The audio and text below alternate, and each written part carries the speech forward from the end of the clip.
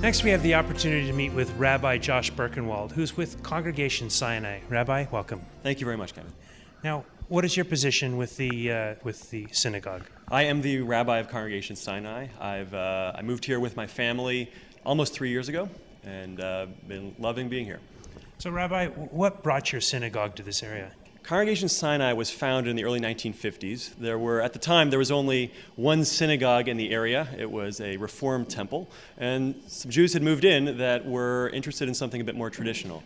And so with the rabbi's blessing, they founded Congregation Sinai, which at the time was what is called just a traditional synagogue, meaning it was basically an Orthodox type of service. It was not egalitarian. Women were not involved in leading services, but men and women sat together, which was not traditional. As traditional. Yeah. So over time, the community grew and changed, and eventually, in the late 80s, early 90s, there was a growing interest in becoming egalitarian, and so the movement, the synagogue formally joined the conservative movement, which within Judaism is somewhere in the middle of the spectrum, and an egalitarian service was formed. Men and women sit together, and men and women both have full access to all levels of religious expression. Now, in Judaism, you follow basically the Old Testament, not the New Testament, correct? Well, you would call it the Old Testament, but we actually don't use the term because the term Old Testament implies a New Testament.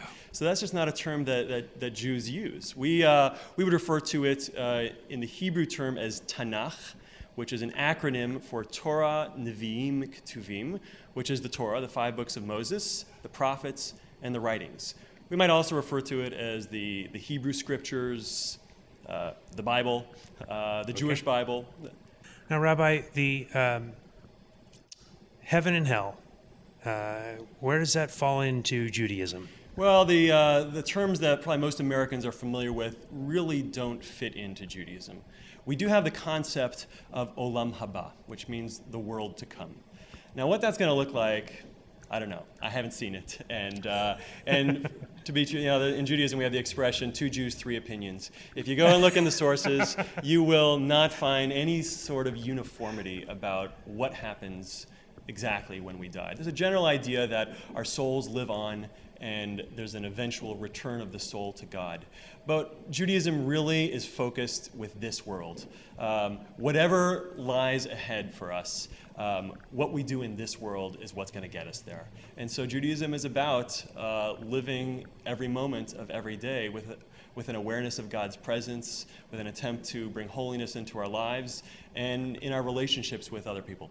So then life is a series of moments, opportunities to be with God. Absolutely. We live in a world that is dominated by things. We try and conquer things, we try and get more things, we try and take up more space. That's the world we live in. Judaism would have us live not so much in a world of things, but in a world of time, where we are conscious of every moment that we spend. And so at the end of every week, we have a day where we take a break from the world of things. We call it Shabbat, or the Sabbath. It begins at sundown on Friday night, and it ends when it gets dark on Saturday night. And for that one day, we turn off our cell phones, we turn off the computers, we don't watch TV, and we focus on the things that are really the most important things in our lives: relationships, family, learning. Well, thank you very much for sharing your Judaism and your synagogue with us. And if you'd hang out for just a little while, we'll be joining a panel discussion. Sure, thank you. Thank you.